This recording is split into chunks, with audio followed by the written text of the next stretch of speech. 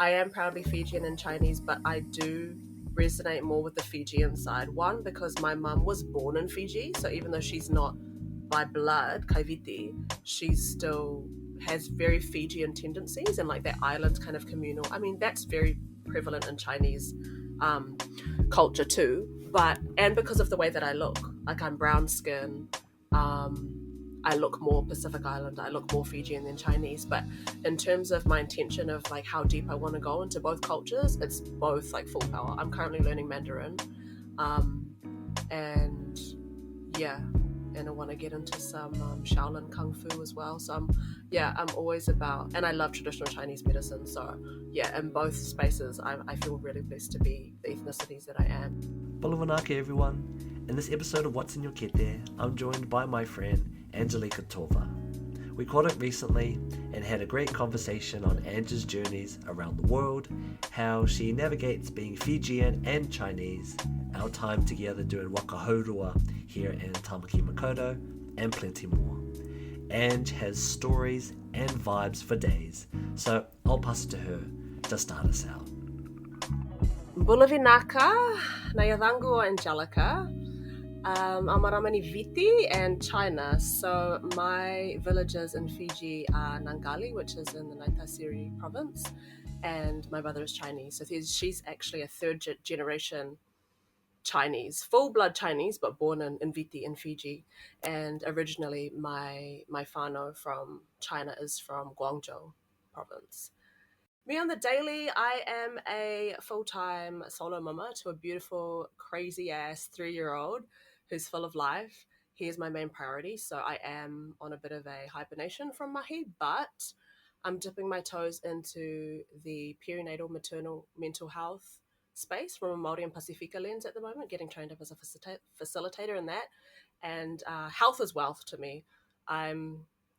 I prioritize health, I prioritize movement and sunshine and connection with the vanua, the whenua, and the waitui, the moana, and connection in general with self, with my boy, with my whānau, with my community. I love life and I'm very creative, so always kind of self-proclaimed queen of reinvention. And I love just creating myself, I'm playing with the different faces that I can put on while always staying grounded in my values of aroha, love, loloma in Fijian, and whānau, family, and respect and humility, and service is really important to me. So love to laugh too in true Pasifika style. It's very important to me on the daily. It's my therapy. So yeah. Well, laughter is medicine. Truly, I do believe in that, and thank you very much for jumping on the podcast, Vinaka. It's such a pleasure to have you. I actually wanted to get started. Firstly, I'd be keen to throw it back to your early days. Firstly, keen to know, did you grow up in Viti, or were you raised here in Tamaki? What was your early days like? Keen to hear a little bit more around that. Yeah, I was blessed to be born in the beautiful Aotearoa. So first generation born here in Tamaki. My early days were, I was very blessed. I had a very blessed childhood. Lots of cousins around me. And back then before social media and things, always outside, always going on adventures, always like, 20 of my cousins swimming in the pool and my nana, my boombo looking after us and the parents just out doing whatever. So we had a very, back when it was safe, before, I feel like it's way more dangerous these days. Yeah, I had a very beautiful childhood, but then also laid into that was things that I realized when I got older, certain conditionings around religion and culture. And as much as I love my culture, I did see a lot of things that I didn't agree with and that I challenged quite a lot in my adolescence. Yeah. So, but overall, very, very, very blessed. No, that's joyous. So you finished school, and then where did you end up going to uni, or what did you end up doing after as you kind of came into your adulthood? What was your kind of guiding path? What called to you, I guess, at the time? Man, as soon as I turned 18 and I hit the clubs, I was like, yo, I love this. Straight PhD in clubbing. But then, like, I had always been super academic. I loved school. I loved learning, and school was actually naturally quite easy for me. which I feel blessed to say. So I loved physics and I loved maths. And so my mum, she's Chinese, she's like, academics are everything. She was like, why don't you be an engineer? And at first I thought engineering was mechanics, like people fixing cars. But then I realized, okay, cool. Physics and maths are, prerequisites for that. Why not? I mean, I jumped into engineering and I got a degree in civil engineering, even while partying 4 days a week, bro. But degrees. So you kind of live that whole mantra of what work hard and play harder. Then, um, far out. Kind of coming out of uni for you, and you had this kind of degree. Where did you end up next? Did you go straight into, kind of career path, or did you take a little bit of time to go traveling? So after my first year, I actually kind of had a bit of a life crisis, which I call a quarter life crisis, because I was young, I wasn't midlife, where I kind of I got a bit sad about what I saw in the world, and I kind of just saw the whole 9 to 5, and people were on the rat race, and I saw a lot of people sacrificing their family and their health to make money, right? Which was needed, which was necessary to survive, especially for a lot of our parents that came from the Pacific to give us a better life and better opportunities, and so they hustled and made the money. But I kind of didn't want to get stuck in that. So after my first year, I decided that I would travel. So I finished my degree actually for my parents, to make them proud, be a good daughter. And then as soon as I finished, I actually managed to get a job as an engineer working in Viti for a New Zealand company. So it was a dream come true actually, because I hadn't even planned to use my degree. But then since it was engineering, and so I was getting paid quite a lot to live in Fiji and go back to my roots, connect with the culture and make money and explore. I took it, and then the whole time I had the intention of working for 1 year, saving to travel and traveling. So worked for a year there, had the time of my life, partying, like had my studio apartment in town with my king bed and just horsing it and making money and like just being free, like young and free. And then actually decided to quit drinking, which was a big part of my life. And then I went sober for like 8 years. But yeah, after that, I traveled I was kind of abroad between Aotearoa, South America, Southeast Asia, India, for 5 years. Yeah, traveling like a nomad. That's amazing, but that actually comes in quite nicely because I believe in your own words you've kind of described yourself as kind of a hippie world traveler and adventurer of life, and you just talked about some of the amazing places that you've been to, and we're very kind of keen to hear, like what are some of the places that have been the most memorable for you in your travels, or has there been one experience that kind of stands out the most to you to them, or what experience has stood out the most to you in your travels and your journeys? Can you hear a little bit more around that? My two favorites are Brazil and India. Yeah, Brazil, I was there for 6 months, traveling with my cousin. We were lucky enough to be funded by her dad because her dad, she actually got into quite a toxic relationship. And so her dad was trying to get her out of it. So he said, you guys just choose anywhere you want to go in the world and I'll pay for it. And I'll pay for everything, like the flights and everything, just to get her out of the country and to like get her out of the relationship. So we went to Brazil, and there's such a wildness and like a primitive like vitality and wildness and warmth and expression, like a passion for life in Brazil. Latinas, like it's like Pacifica, but without the religion. So it's not so shame and taboo. It's like, twerk on the seawall, and like just express yourself, and it's just enjoyment and fun and vitality. So Brazil was amazing for me because it really like let out this part of me that was that kind of held back my like energy, because I'm quite a vibrant, like exuberant person. And a lot of the time I feel like too much over here in Aotearoa, because a lot of people are real just like chill and like be humble and like be quiet, and as much as I love to be quiet and chill, I'm also just like a firecracker at times. So yeah, Brazil was amazing. And the wilderness, like, pre-colonization, we weren't ashamed of our bodies, right? Like the Maori and what we wore back in the islands, the grass skirts and all of that. And then the shame that came with religion and covering up. So in Brazil, I was in this like beautiful waterfall surrounded by nature, just pure untouched beauty, and naturally I just felt to like strip off and be naked, and it was just for me so innocent and so beautiful to be in that innocence and that purity again and that wildness without any shame. Like nobody was around, obviously. I was in my own, my own little bubble, but that was part of why I love Brazil so much. It just stripped me down to my essence of like, I'm pure, I'm natural, like I'm connected to nature, my nature around me. Yeah, connection with nature is really important to me. So that was one of the highlights of Brazil. Were you over there at all when Carnival was happening? Did you get a Yeah, chance to yeah, jump in I did. and experience? How was It it? was amazing. I It was just how you would imagine just how do I even describe it? Fireworks, literal fireworks, but just the energy. Everybody's just on fire. It's that YOLO, like I'm alive and I'm dancing and I'm shaking my ass because I could die, and the music and the movement and the people and yeah, it's just such a warm place and yeah, it was going off and I was there for the World Cup too. So it was like when the games were on, the streets were empty, like it was amazing.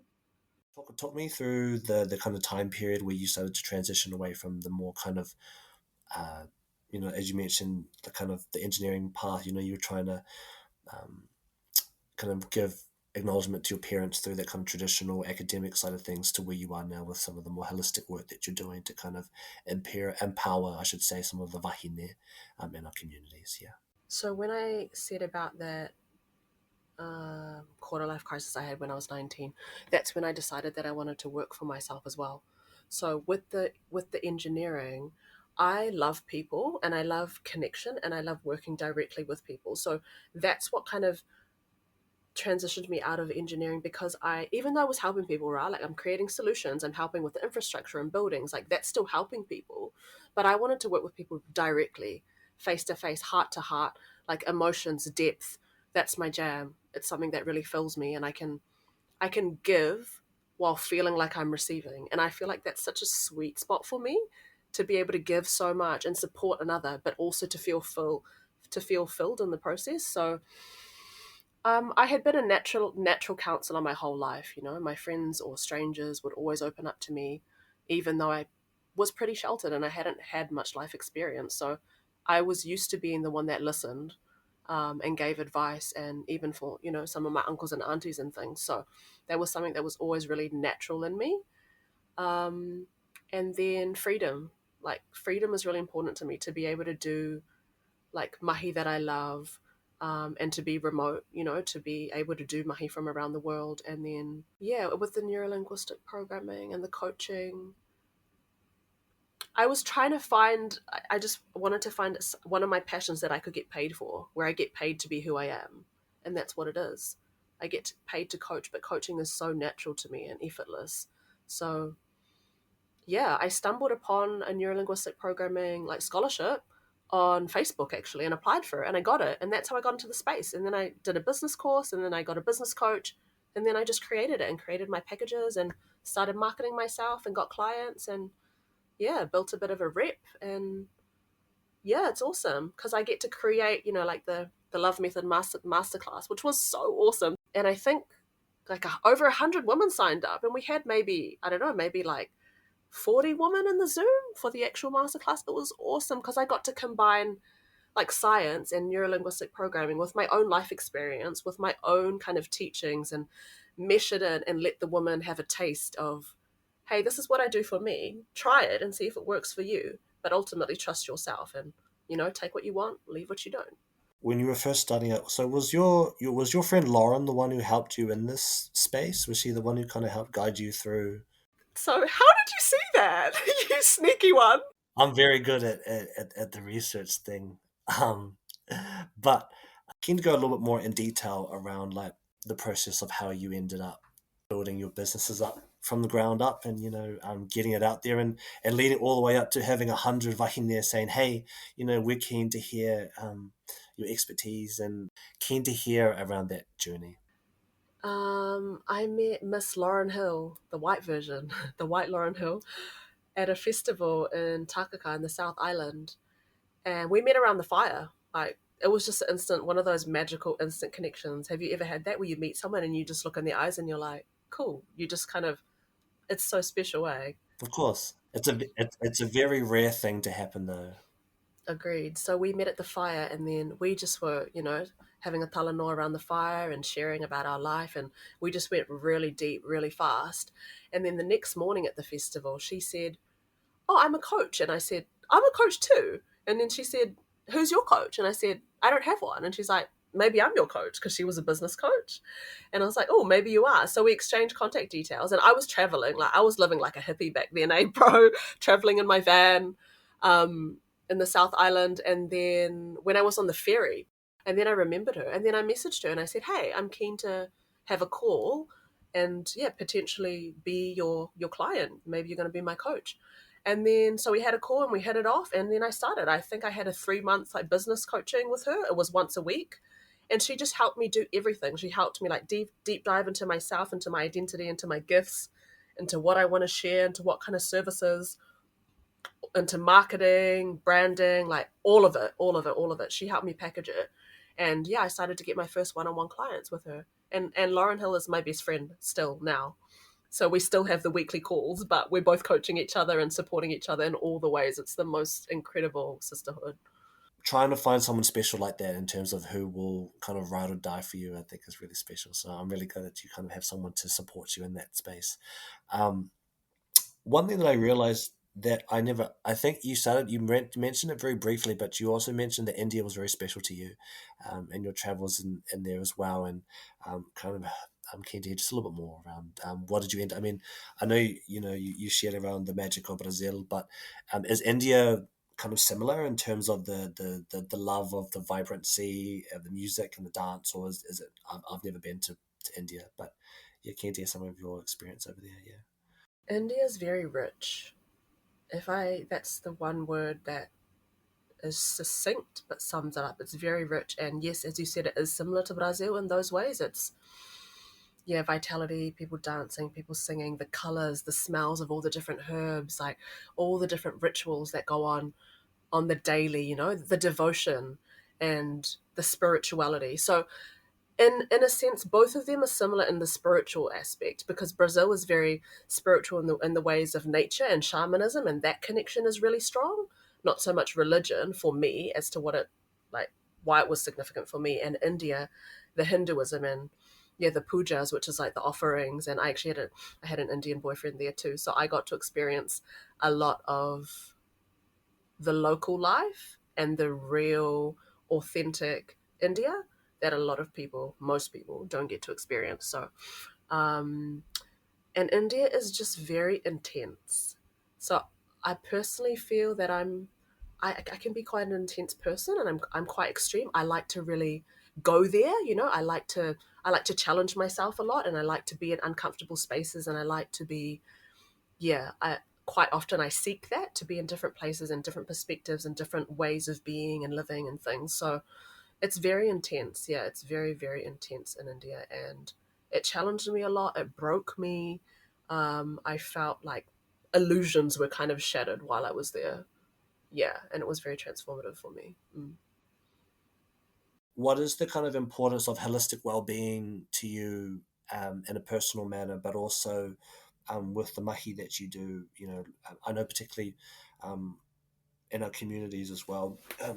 You know, a lot of our people are kind of looking at more indigenous, more traditional ways of healing instead of just popping a pill, and kind of keen to hear at least some of the expertise or some of the kind of knowledge that you picked up in your journeys in this space. Yeah. Yeah, re-indigenizing has made me feel so at home, because since I was 13, I began this quote unquote alternative healing pathway, right? Which was away from the pharmaceuticals and away from the popping pills, as you mentioned, and more nature based. And, Papa Tuanuku gives us plants to heal and herbs and medicines. And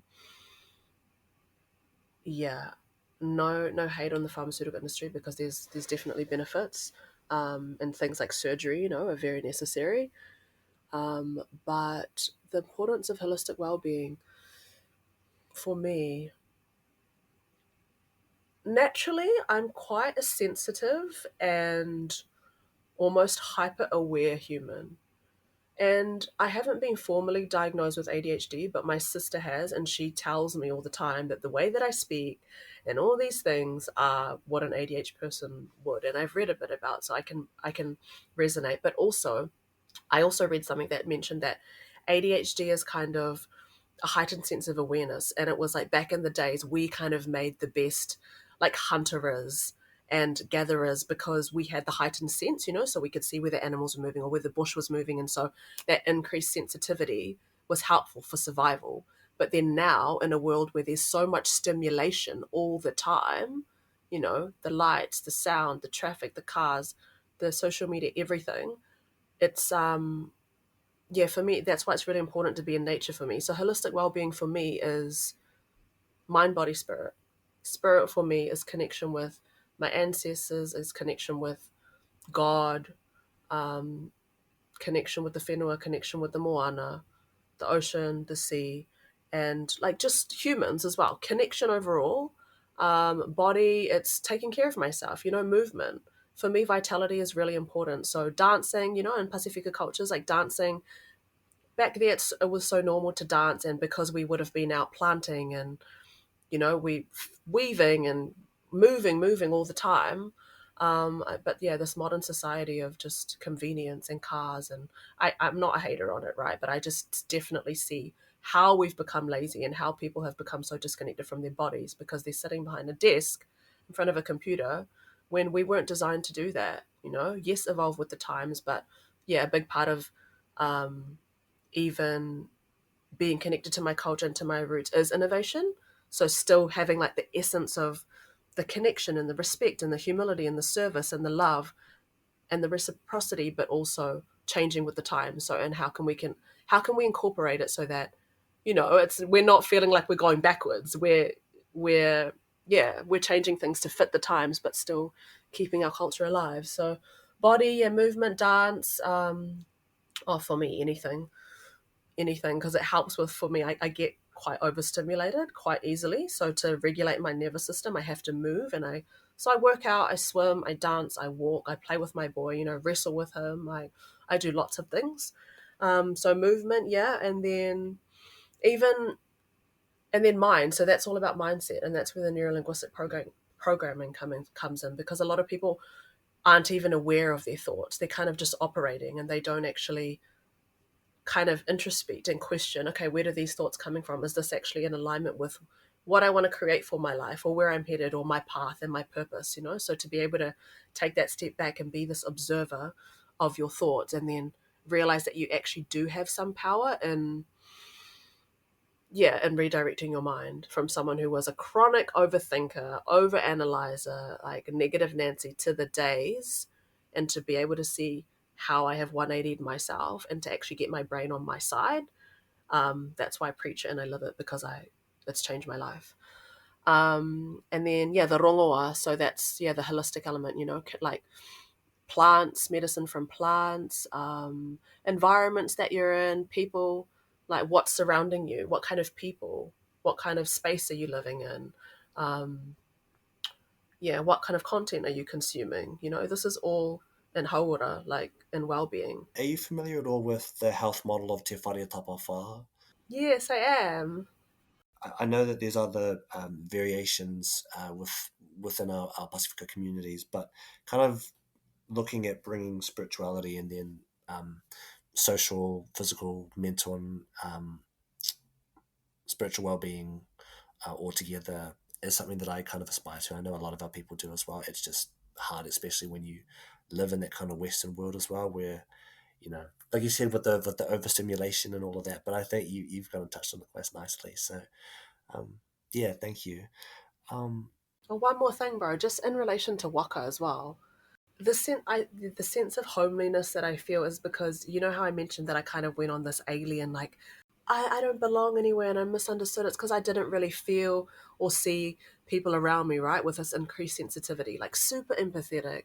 If I see someone crying, I'll cry. If I see someone smile, I'll smile. I'm just so empathetic, and sometimes it's even like, where's the boundary between me and you, like that much connection.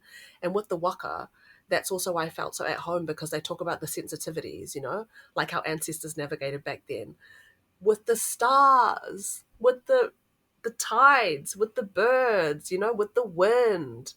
It's just incredible. Like that much sensitivity to nature and the subtleties, being in that much connection and communion with the ocean and with Mother Nature and all the elements of nature. For me, I was like, this is like, it'll just, the pieces start to come together, as you connect back to your culture and you're like, oh, okay, this is the way that I am. This is my whatever ancestral intelligence, AI that's in my blood. That's, yeah, yeah, very comforting. I agree. I very much agree with that. I should probably give some context to our listeners because Waka is actually where I first met you. But I did want to just do a quick shout out to the Titoki crew. They do some awesome mahi in the Waka space in the Waka space here in Aotearoa. But they the Titoki crew do their waka haurua or their traditional waka training down at the Auckland Maritime Museum every Saturday, and that's actually where I first met you and your friend Kyoko a couple of months ago. God, I think it must be in the like early 2025, and very much agree with you as well. When I first got involved with Tituki, it was at a time when I was trying to find um, more around Te Ao Māori and you know uh, not just the kind of rongoa, but just kind of like following those traditional paths of mātauranga or like of traditional knowledge and what they have provided me, and it seems very similar to you, and I'm sure our other friends in the space as well around um, connecting that whakapapa between our ancestors, the moana, all the kind of amazing kind of knowledge that they've shared in that space. I feel incredibly grateful for. But in that space, I'd be keen to hear like, how did you first hear about Waka? What made you want to come along in the first place? Like, have you done other Waka training elsewhere, or yeah, how did it come up on your radar? No, I haven't done any other waka training. That was my first immersion and experience into it. And similar to you, I was on this kind of journey of reconnecting back to how my ancestors lived. And I'm really passionate about preserving that knowledge and actually learning the skills so that I can preserve that knowledge. So I had wanted to do it for a while. When I first watched Moana, bro, I watched the premiere of Moana in Thailand, like when I was traveling. Crack up story with a couch surfer there. And I was crying because I just felt so much resonance in my bones. I felt like Moana. I kid you not. I was like, this is me, like my love of the ocean. And so, ever since I saw Moana, I was like, yo, I'm gonna learn how to sail on the waka. But that was ages ago when it came out. So that was 2017, and then yeah, it was just on my radar, and then I mentioned it to one of my best friends, whose name is, funnily enough, Taylor as well. And she said, Oi, I've been wanting to do it for ages. Have you heard of Te Toki? And I was like, no. So she messaged me, she linked it to me, and then I just came that Saturday. So that was it. Yeah. That's so choice. I mean, because like I'm trying to think back about how long it was, but how like together like must have done what 6 7 months at least like going through Waka training because I know it's still in recent times that I got involved like I firstly did Waka training like back in 2021 and then I was gone for about 2.5 years and then I think around the same time that I came back early this year is when I first met you so it seemed like we kind of got back and all got into it around the same time um, which was did your friend Taylor actually end up coming through in the end did she end up doing any of the Waka She still hasn't even come. She's a busy chick. Yeah. She's studying to be a doctor in archaeology, Pacific archaeology. So did you know there was pyramids in Samoa? There is a completely stone city that was built in Micronesia, somewhere in Pompeii, I think it is. Don't quote me on that, but it's like it's a very one of the islands there. There might be the Chamorro people, but they ended up building like this complete stone city, similar to not the Incas, what the Inca built with Machu Picchu, but just here in the islands, or even Taputapu Atia Marae over Raiatia. Um, anyway, yeah, that's just kind of me, my nerdy stuff coming out. But no, Cool. I Nah, hope I your love friend, it. I hope your friend definitely comes through. She'll love Waka training. No, that'd be so choice. Um, Yeah. oh, um, how did you how did you get Kyoko to come involved? Did you meet her through Waka training, or did you guys know did you guys known each other previous to this space? I met her a year and a half ago at Fit Mamas. So it's this workout crew in Henderson. Yeah. So we come and there's a personal trainer and it's all free. It's a community thing. And we bring the kids. And so the mamas all work out while the kids run around. That's how I met her. And then we're just into so many of the same things. Like she's a real nature mama like me. So just gardening and waka and um staying fit and active and living quite a like, holistic life. But yeah, so we're pretty similar in a lot of fronts. That's really cool, and I think it's cool as well when you have someone that you can bring with you into this space. I've got friends that I've made like yourself through Waka training now, but when I first showed up, I knew nobody, so it can be very daunting when you don't know anyone. You kind of have to force yourself. You have to force yourself to kind of come out of your shell a little bit and get to know people. But I think it is a journey, which I'm really glad to have shared that with you. But looking to move topics a little bit, I also saw recently, and correct me if I'm wrong, but did you run your first model show recently? Did you do the runway? Yeah, I did actually. It was not last weekend, the weekend that passed, but just a week and a half ago. Yeah. Congratulations. That was Thanks, bro. uh, talk me through that. I'd love to hear a little bit more around what the journey was like for you. Okay, let's see. I think now that I have less time as a solo mother, my time is really prioritized on things that I want to do, right?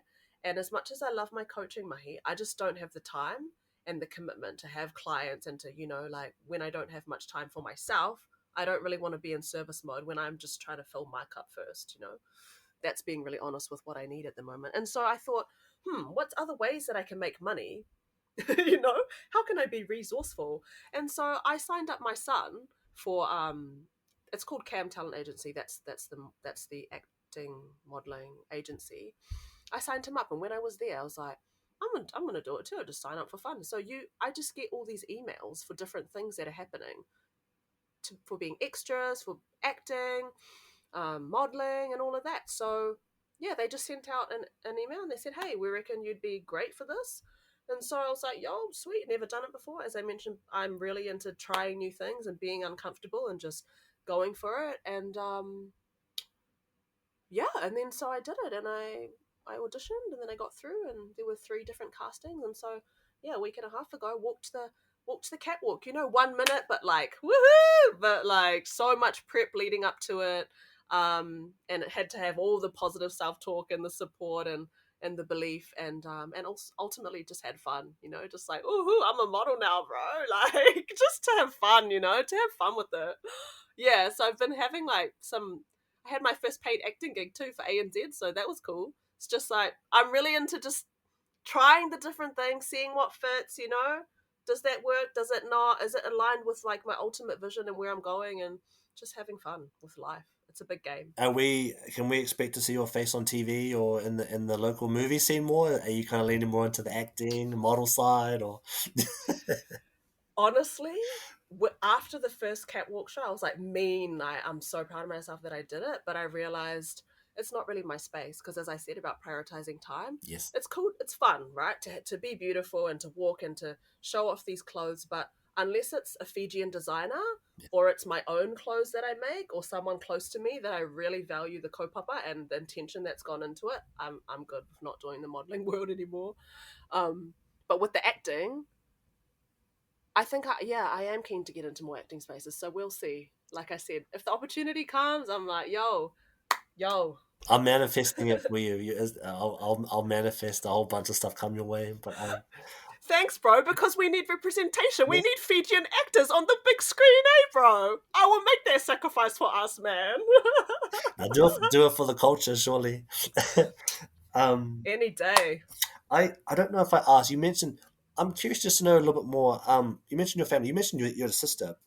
Hey, do you come from a big family? Are you older sibling, older child, or how many siblings have you got? Yeah. My immediate whānau is my older brother. He's 2 years older than me. I'm the middle, and my sister's 3 years younger. So my immediate whānau is not that big, but my extended whānau is massive. Like I have over 100 like second cousins on my mom's Whoosh. side. Yeah. Is that quite common for Fijian whānau to be quite big, or is it the Chinese side that's kind of big with the external whānau? Or You know what's crack up is that's the Chinese side, but they all married Fijians, so they all like Mongols like me, half caste Mongols like me, yeah. So I don't know, man. Maybe this, yeah, just baby baby factory combination, but yeah. that's cool. Touching on that as well. I know you are proudly both Fijian and Chinese.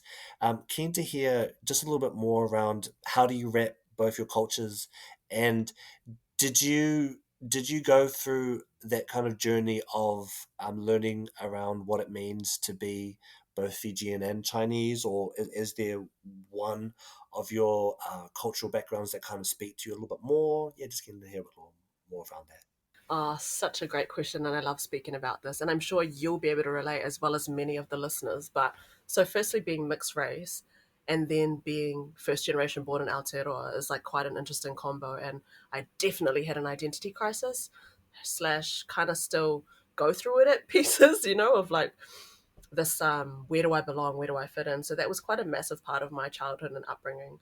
I would say I am proudly Fijian and Chinese, but I do resonate more with the Fijian side. One, because my mum was born in Fiji, so even though she's not by blood Kaiviti, she still has very Fijian tendencies and like that island kind of communal. I mean, that's very prevalent in Chinese um, culture too. But and because of the way that I look, like I'm brown skin, um, I look more Pacific Island, I look more Fijian than Chinese. But in terms of my intention of like how deep I want to go into both cultures, it's both like full power. I'm currently learning Mandarin, um, and yeah, and I want to get into some Shaolin Kung Fu as well. So I'm always about, and I love traditional Chinese medicine. So yeah, in both spaces, I feel really blessed to be the ethnicities that I am, and yeah, and just like global citizen vibes. I love languages. I love speaking te reo. I love speaking in any language, like any language that I know from that person's culture, I will speak. I just love the opportunity to connect with people in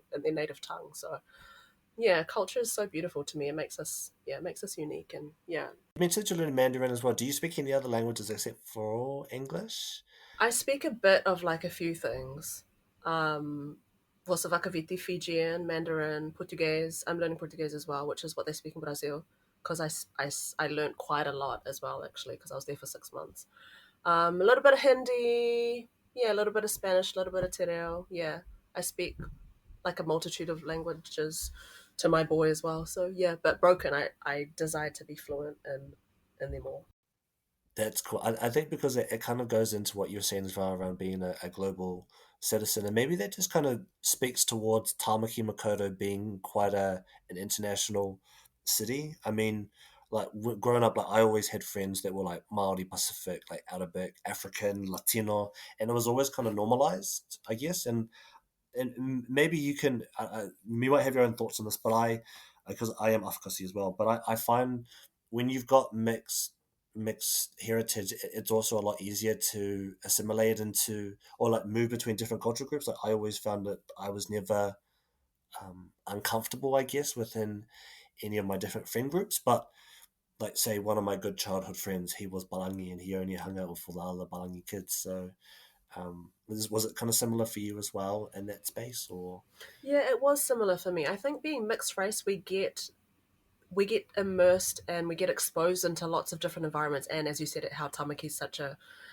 melting pot of ethnicities that we are very good at connecting with people and like the nuances of I don't know, just like relatability and being comfortable and yeah, so I agree with you. I'm the same. I feel like a bit of a shapeshifter in that sense. Just I can make friends like that. Like it's just really comfortable, yeah, with people. bringing us towards the latter half of our Talanoa, I wanted to ask. I don't know if you mentioned, but I know you've been to Viti before. When was the first time that you visited Fiji? Was that when you got your job as the engineer, or had you been previously with your family? Or Oh, definitely not. Yeah, that was probably maybe the sixth or seventh time that I'd been to Viti. The first time I went to Viti was probably when I was maybe 3 years old. Yeah, I don't know if you saw my cover photo, but it's one of the, I can't even remember the name in Fijian either, but it's the traditional, the custom of when you're brought back to your village for the first time. And so then you're wrapped in all the masi, and yeah, I'm sitting on my boombo, my grandmother, and yeah, that was like our introduction into the village and yeah, the Matavuvale, the family. So yeah, that was my first time in Viti. Yeah, pretty comfortable, but also always still lots to travel, right? It was awesome because with my mahi, when I was working as an engineer, I got to actually go to some of the out of islands. Like I got to go to Lao, the Lao group of islands. I don't know if you know them, but they're the ones that are closest to Tonga. So got to go to Lakemba, and yeah, it's way more untouched out there. It's way more, way less developed. And Benga, which is where the firewalkers are from, and where else did I get to go? Taviuni, which is called the Garden Island. They have this tangimothea, this red flower that only grows on that island. Yeah, which with my whānau, when I would just go traveling, most of the time we would just go to the typical places, like go back to the village, go see our whānau that lives in the suburbs and the cities, and then, like we didn't actually venture out much. It was more with my mahi that I actually got to see more of the other parts of Fiji. Yeah. That's cool. Are you a big cover drinker? Is that big within you and your family? Well, I grew up around it all the time, singing dringy. Like my dad singing the guitar, playing the guitar with all his mates, and even just watching rugby and drinking cover. I grew up around that a lot. Um, but and then I went through phases. So in Fiji, they would drink kava and then they call it a washdown, and that's when they drink alcohol and get horsed as like so stupid, but and go to the clubs. But that's kind of what a lot of people do there. So I would do that when I was living there because I was still in my kind of prime like party days, and then drink with my cousins here and there. But I stopped for ages, and then just 2 weeks ago, um, a sister of mine, a Kaiviti, a Fijian girl, she bombos me. So bombo is a Fijian traditional healing massage that's like gifted, through the lineage. And so she usually comes to my house and she'll bombo me and massage me. And then I messaged her and I was like, hey sis, I want to learn how to facilitate like kava ceremony because I went to Four Shells. Have you been to Four Shells? Oh, so yeah, we sat down with what's the beautiful Tongan woman? What's her name?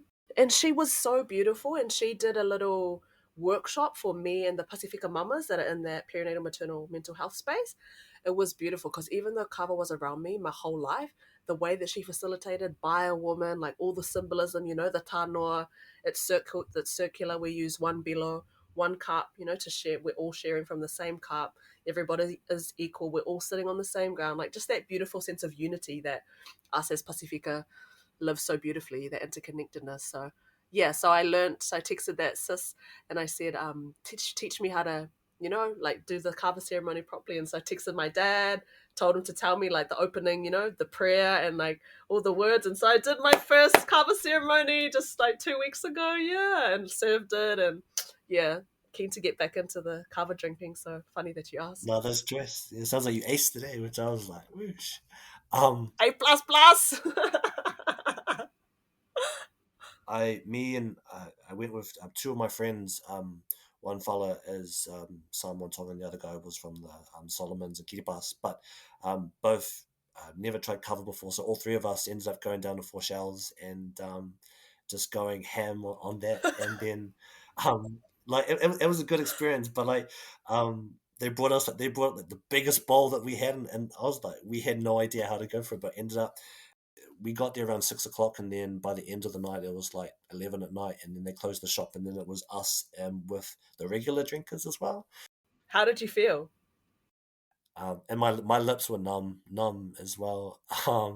They keep yeah, like the tongue, the my lips, but it's funny because I didn't get the buzz. They keep saying the buzz was going to hit me. I didn't get any buzz, but my friend Marcel, Samoan Tongan guy, he was just faded, like not I don't know, like bro was just like real like what's the word?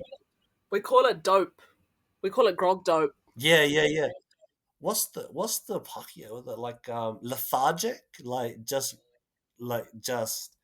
like real like mellow, eh? And so I was like, whoa. So I guess it kind of hits differently by person. It's I find that cover's quite subtle. Like it's good if you go slowly and then you can feel, but you have to pay attention, you know, because I feel for me anyway, it's quite subtle. And you feel like, for me, I felt like a heightened sense of awareness, like a slowing down, and body's just chill, relaxed. Yeah. I think that's how it was kind of working for my other friend. Like it seemed like maybe because he's quite a overthinker as well, so his mind was kind of going into overload. But for me, like it felt like I was kind of slowly going numb, like through my lips, then my nose. Like it was quite like a slow. But then mind you, like we had had like maybe 10, 15 bowls in, That's a lot. so yeah. But then, I guess maybe that was kind of they were cheering us on, like going, yeah, like a little bit of like peer pressure maybe, Crack up. but no, it was good. And so, but yeah, so shout out to them. But also kind of, I don't know if I asked you already. Have you been to China before? Have you visited where your family's from in China, or just general China in general? Yes, I have. I've been twice. Once I was on scholarship when I was 15, like a Mandarin scholarship, because I was learning Mandarin at school. So that was awesome for 3 weeks with some other, like 16 other students from around Aotearoa. So that was cool. We got to, it was more educational, you know, and it was awesome because I did a homestay as well with the Chinese family. And that woke me up, eh? Like living in Aotearoa, a little privileged little bubble, you know, away from the world. We got it so good here, and so many people don't know how good we got it.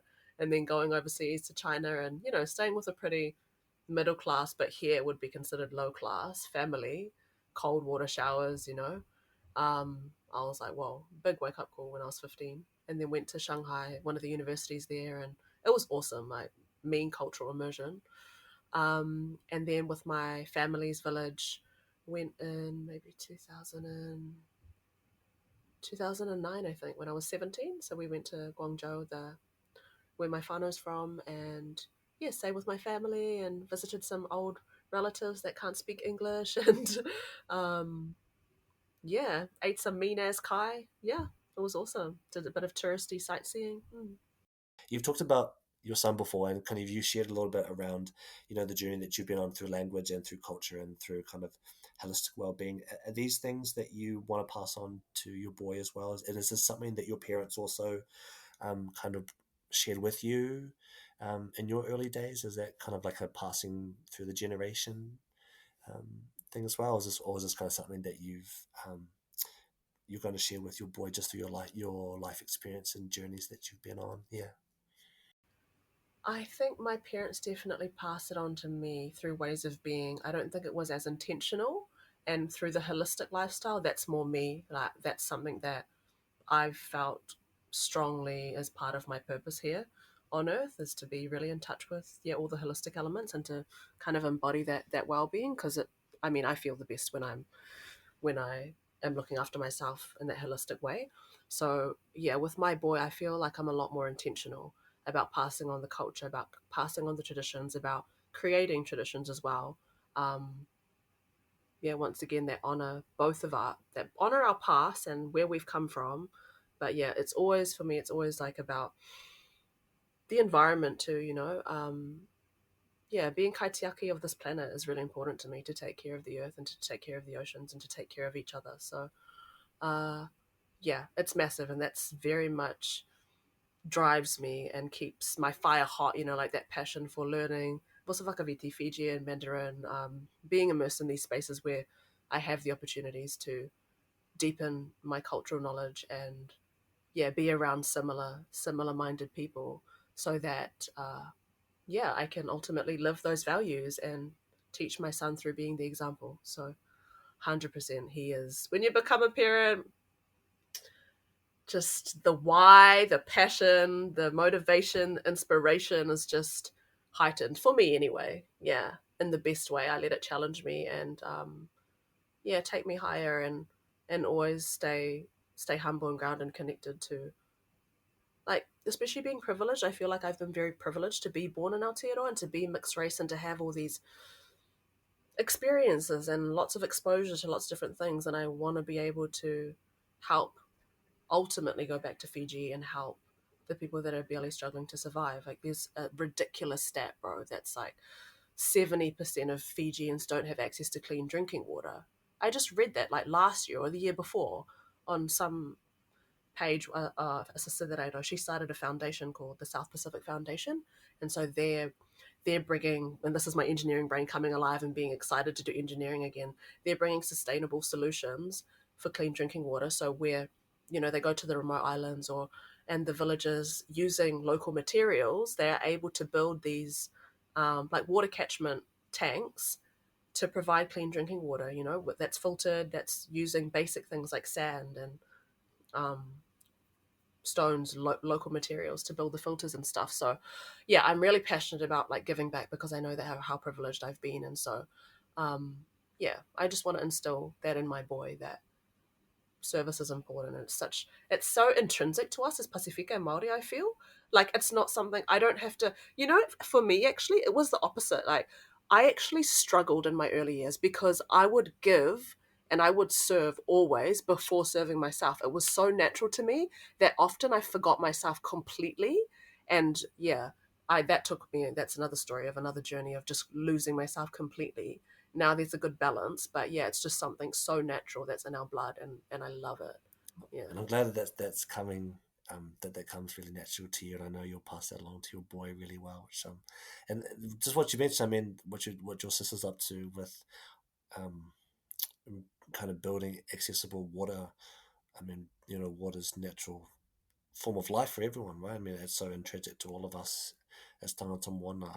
I'd love to hear more personally around that, separate to this. But kind of closing us out, I would really love to hear, what have you got coming up next? What's next for you? I know, you mentioned being a mother is very important to you. But I mean, it seems like you're like, oh, I've got no time. But then, like, what, you've just done your run walk. You mentioned you had a podcast. I'm like, sister, you sure you know, you're like jack of all trades. So kind of keen to hear, what have you got coming up next, for the rest? Jack of all trades, master of none, bro. Shit. That's why. So my birthday was on 1st of September. That's I was like, okay, simple September last August. I missed your birthday. Happy birthday, happy belated birthday. Thanks, bro. All good. Just give my present on Saturday at Waka Training, eh? Yeah, because like you said, I've been doing a million and one things, and I think it's my ADHD. It's my like super mama mentality. I can do everything. I want to do everything, but also this like subtle scarcity that I don't have enough time, that I won't get more opportunities. That I gotta, So I just relaxed my sax on that. And last August, I used it as a kind of, because my birthday's like my new year, right? So that was kind of the pre-game to the new year. So I got really intentional about, okay, what do I want to achieve this month? What am I going to cut out? Like I cut out speaking to certain people and things, and I just really focused on what's really priority to me. So simple September, what's coming up? I would say simple September, what's coming up? This mahi that I'm doing with Māori and Pasifika. Yeah, I've created a workshop. And so, yeah, for any mamas that are listening to this, I'm going to use this to market it. Like, it's going to be out. I'm going to be trialing it with some sisters. And yeah, it's for perinatal maternal mental health. And the themes of it is connection, culture, creativity. So it's going to be, yeah, really wholesome, like a mini retreat for mamas that need to just get a little bit of that connection, culture, and creativity, and be in community and support with other Pasifika mamas that are doing the same thing and wanting to be whole and fill their cup so that we can pour into our tamariki and our whānau and our partners and our community, and ourselves, and everybody benefits, So that's what's coming up for me.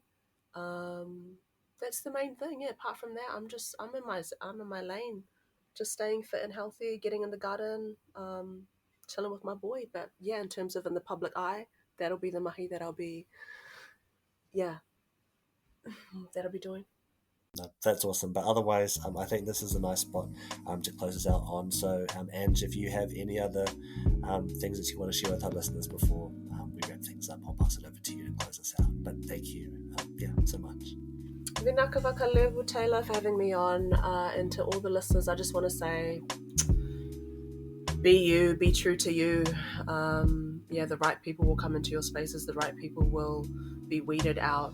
The right opportunities will come, the wrong ones will be weeded out, and life is a game. Play it, live it. We could die tomorrow. Literally, you could get hit by a bus. There could be a storm. There could be a freak accident, like these shootings at the malls. Like, today is precious and presence is the gift. So yeah, just be true to you, and that's it. Thank you so much, Ange, for jumping on the podcast. I had so much fun talking with you, and honestly, half our conversation is me trying to hold in my laughter. All episodes of the podcast are available on the To Be Dreams website, and we're across all the usual platforms, which are also available in our link tree. Thank you so much for listening. We'll be back with more content soon.